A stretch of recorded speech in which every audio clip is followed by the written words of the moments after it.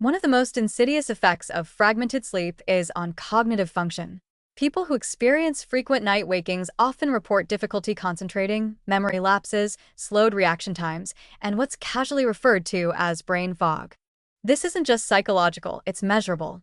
Studies have shown that interrupted sleep leads to impairments in attention, executive function, and working memory that rival those seen in full sleep deprivation. Worse, you may not even feel tired in the same way you do after a late night, leading to a dangerous illusion of functionality while your brain is running on fumes. Then there's the emotional toll. Fragmented sleep amplifies irritability, reduces frustration tolerance, and weakens your ability to regulate mood. The amygdala, the brain's threat detector, becomes hypersensitive after poor sleep, while the prefrontal cortex, which typically reigns in emotional overreaction, becomes sluggish. That means you're more likely to feel overwhelmed by minor stressors, snap at people you care about, or spiral into anxiety and negative thought loops. In fact, there's growing evidence linking disrupted sleep patterns to depression and generalized anxiety disorder. Some researchers now view fragmented sleep not just as a symptom of mental illness, but as a potential cause or trigger. It doesn't stop there. Sleep fragmentation is also linked to metabolic dysregulation, especially glucose intolerance and insulin resistance. Even when total sleep time is sufficient, broken sleep can impair the body's ability to regulate blood sugar the following day, increasing the risk of type 2 diabetes.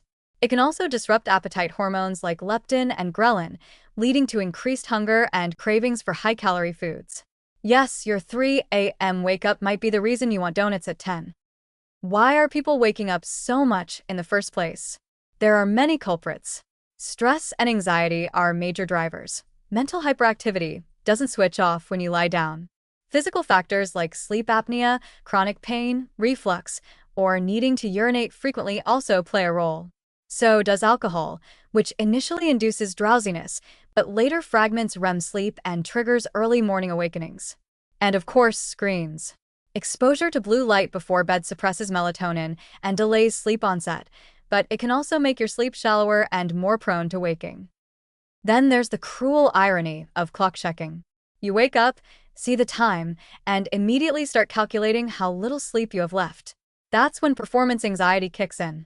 You become so stressed about not sleeping that your body pumps out cortisol, further delaying your ability to fall back asleep. It's a perfect storm of biological sabotage. Unfortunately, many people don't recognize fragmented sleep as a serious issue. They assume if they're getting enough hours, they're fine. But poor sleep quality can be just as damaging as poor sleep quantity. You may not feel completely sleep-deprived, but over time, the micro-damage accumulates in your brain, in your body, and in your sense of well-being. The long-term consequences? Fragmented sleep has been associated with increased risk of cardiovascular disease, cognitive decline, Alzheimer's disease, and immune dysfunction. In animal studies, even low-grade, persistent sleep interruptions have shown to accelerate plaque buildup in the brain and reduce neuroplasticity. That means fewer new brain connections, slower learning, and possibly earlier mental decline. So if you regularly wake up at night, don't shrug it off. It's not just a quirk of aging or a side effect of being a light sleeper. It's a signal that your brain isn't getting the rest it needs.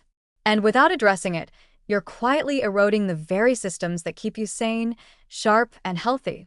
Midnight awakenings might seem harmless, but the cost over time is anything but.